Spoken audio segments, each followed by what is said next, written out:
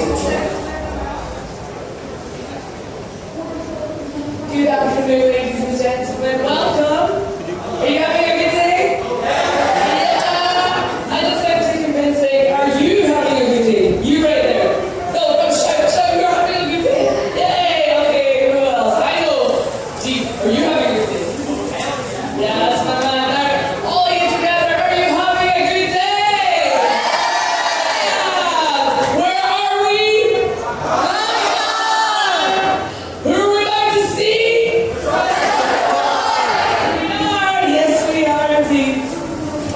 Well, just before we bring Sylvester, I'm going to play you a very quick video. Enjoy.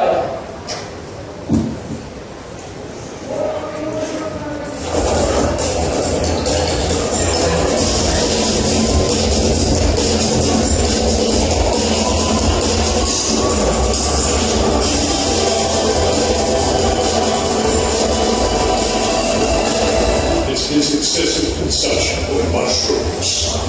They rattle his brain and electricity. Ladies and gentlemen, please give a warm Middle East goodbye and welcome to the man who controls space and time, Sylvester McCoy.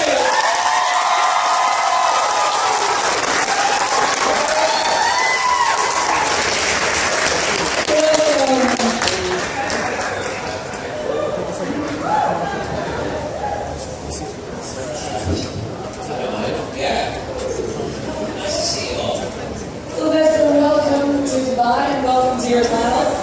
It really makes me very excited to meet with you and to hear so many things from me personally. The Seventh Doctor, my favourite, I'm not just saying that but my favourite master of time and space, time lord. What was it like to be a time lord in such a long running series? Well, it was great fun, really, because it was a fulfillment of a fantasy. To be able to play such a role. And it had been on for 20 odd years before I got it. When I was young, I watched it. And then people used to say to me afterwards, you pick a really good Doctor Who. And I thought, yeah, you're kidding. But wouldn't it be wonderful? Wouldn't it be great? And then I became Doctor Who, which was astonishing, really. So that was it was a joy. Yeah. It's a bit of a struggle though, isn't it, taking on, becoming a new Doctor. Obviously, you get to regenerate, so it's a chance for you to reinvent the character, although it's continuing on a one timeline. But isn't it a bit of a struggle to win over the audience when you're taking over? Yeah, usually when a new Doctor arrives, there is this very small minority of hardened fans who don't like the idea. Although they should be used to it by then. I was 7.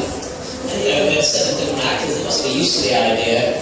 The first time it happened, it was very strange. No one had ever done anything quite like that when Patrick Troughton took over. By the time I arrived, others had taken over, but still, they were unforgiving for a while. And they'd rather have their old Doctor. But then eventually, they get to love you.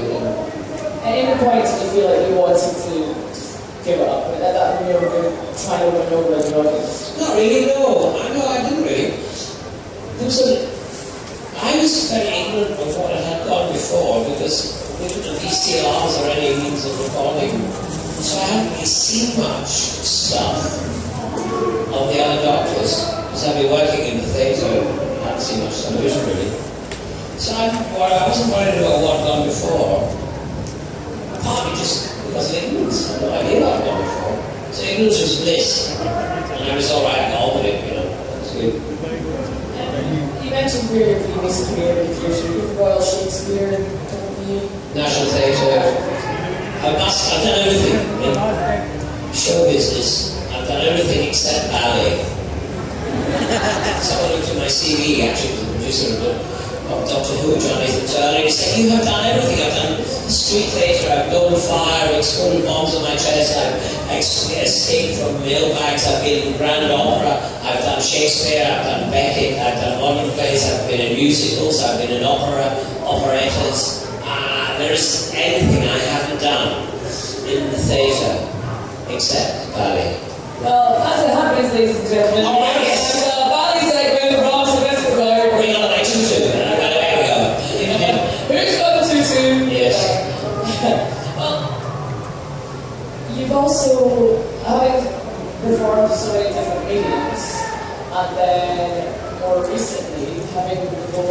with Radagast in the streets of the Hobbit. You mean Radagast. You said it was Actually, sorry, just before we go, we were talking backstage. You mentioned about the plethora of albums in the Scottish dialect, but also, you're not the only Scottish Doctor Who, there seems to be a theme. Do you think that was really like, oh?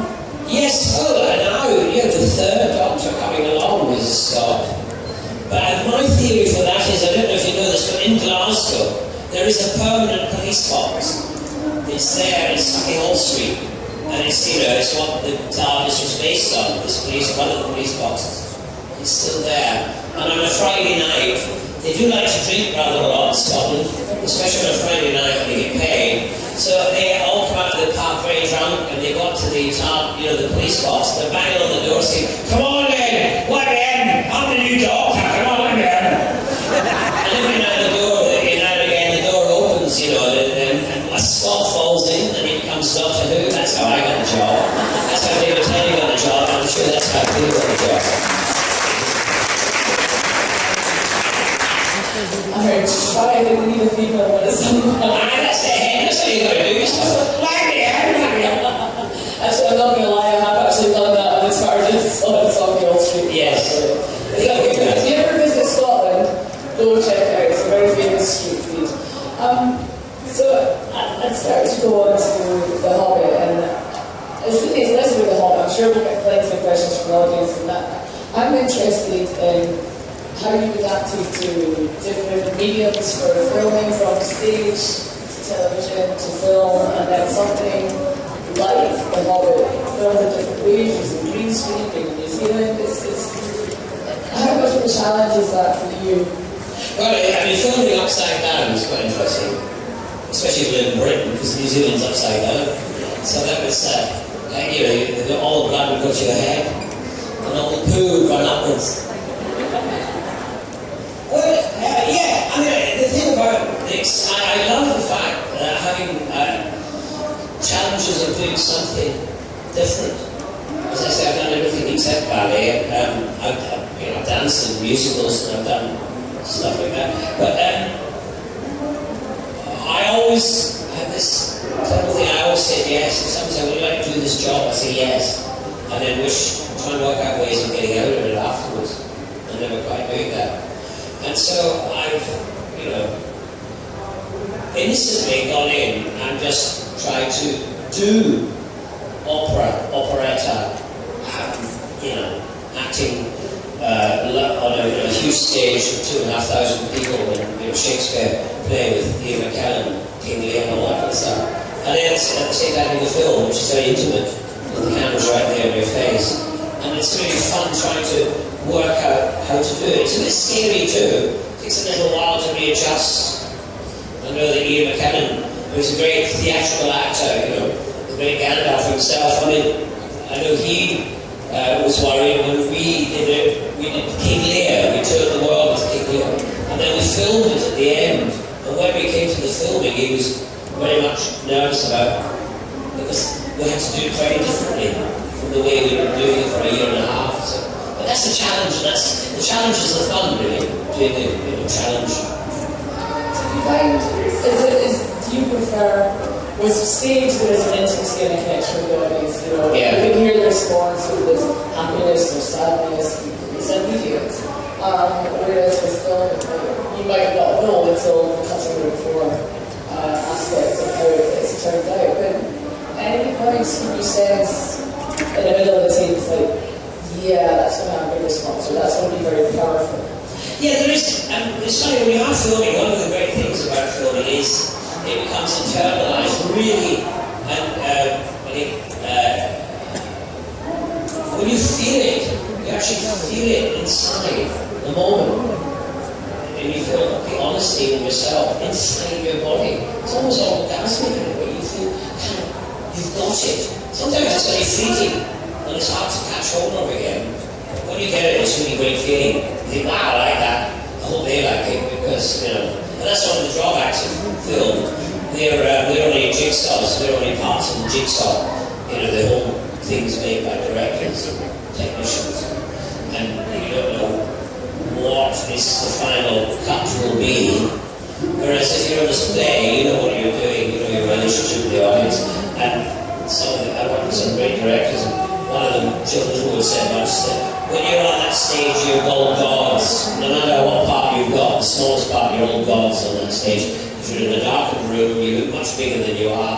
The audience are focusing on you, and that's, so it's a great place to be for a little while.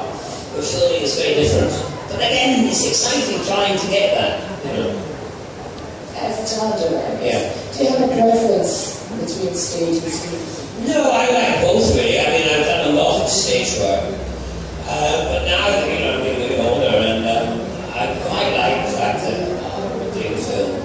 You know, it's kind of some people get bored with filming because you hang around for a lot.